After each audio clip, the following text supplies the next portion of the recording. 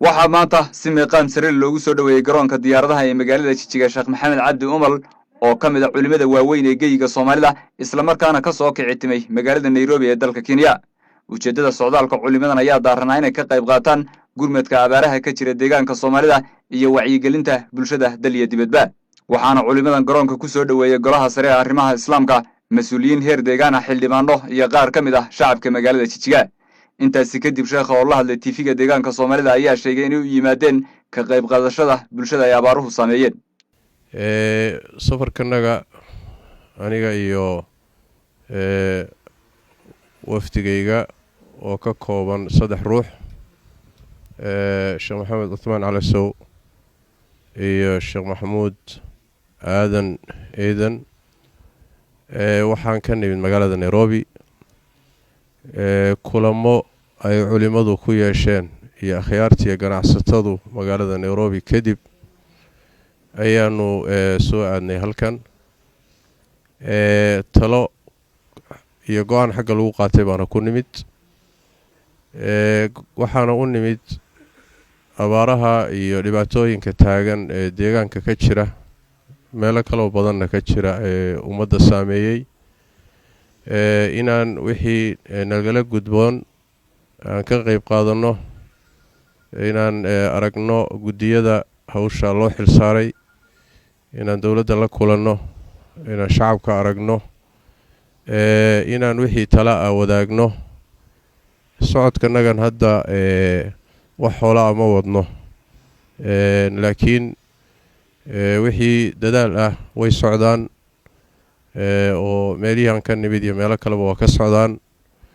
waxaase u nimid keliyata inaan bal wixii tala ah iyo wixii wax isku aadin ah iyo wixii inaanu meeshii ay dhibaatadu ka jirtay aanu soo aragno, kadibna aan la wadaagno jihooyinka u xilsaaran sidii bulshada loogu gudbin lahaa dhibaatadan jirta, kadibna looga qayb qaadan lahaa oo ummaddu isugu gurman lahayd. intaasi ayaa safartanadii socodkanagu ahaa. geesta kale wasiirka xafiiska maareynta khataraha masiibooyinka ee dowlad deegaanka Soomaalida Mudane Axmed Yaasiin Sheekh Ibrahim iyo gudoomiyaha golaha sare ee arrimaha islaamka Sheekh Axmed Aabi Matan ayaa culimada uga mahadceliyay imaanshahooda iyo ka warhaynta bulshadooda. waxaan maanta halkan ku soo dhaweynay sheekheennii weynaa Sheekh Maxamed Cabdi Umal oo booqasho inoogu yimid iyo culimo kale oo la socoto booqasho inoogu yimid deegaanka, maadaama deegaanka ay abaara xun ka jiraan, abaarahaasoo saameyn fara badan yeeshay oo dad iyo dunyaba saameyn ku yeeshay. waxay qayb ka tahay maaragtay gurmadka loo fidinayo dadka abaaraha ku tabaaloobay haddii ilaah yidhaahdo. marka culimmadu uu sheekhu hogaaminayo maalmahan soo socda wayna la joogaan, waxay nagala qayb qaadan doonaan sidii maaragtay bal abaarahaas wax looga qaban lahaa, sidii dadka loogu wacyigelin lahaa in ay isku duubnaadaan oo isku tashadaan oo abaaraha maaragtay ay meel uga soo wada jeestaan. taas buu inagala qayb qaadan doonaa haddii ilaah yidhaahdo.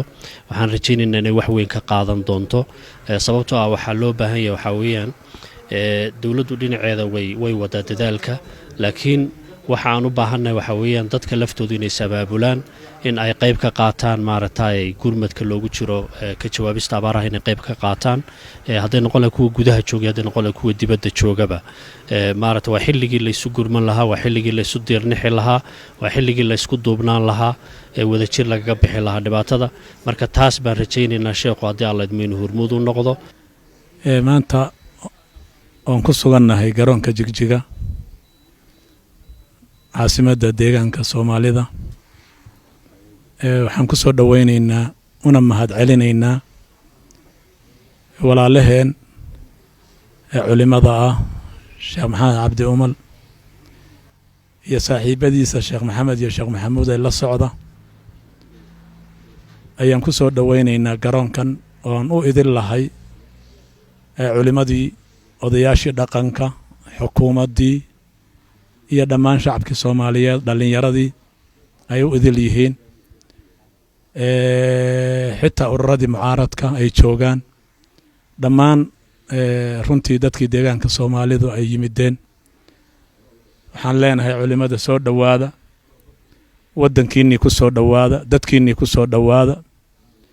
aad baan idinka mahadcelinaynaa xogta dhabta ah ee xaqiiqada ah deegaanka taalana waa la idin siin insha allahu tacaala waanad helaysaan haddii alla yidhaahdo aadna waad u mahadsantihiin 100% isxilqaanka iyo dareenka aadka u culus eed runtii sidaan aad baan idinku soo dhawaynaynaa dhibaatadu way jirtaa iyadoo aad u inkaaran bay jirtaa abaar xun oo deegaanka hadda ka hor soo marin ayaa runtii haysa waa biyo la'aan cunto la'aan calaf la'aan xooluhu aad bay u baaba'ayaan oon dartii marka dareenkaas aad qaadeen eed Nairobi uga soo safarteen eed walaalihiin inaad dareenka la qaybsataan aad u timideen runtii aad baan idinka mahad celinaynaa jazaakumullahu khayran aadna waad u mahadsantihiin culimada uu hogaaminaya Sheekh Maxamed Cabdi Umal oo baryahanba waday baaq ku aadan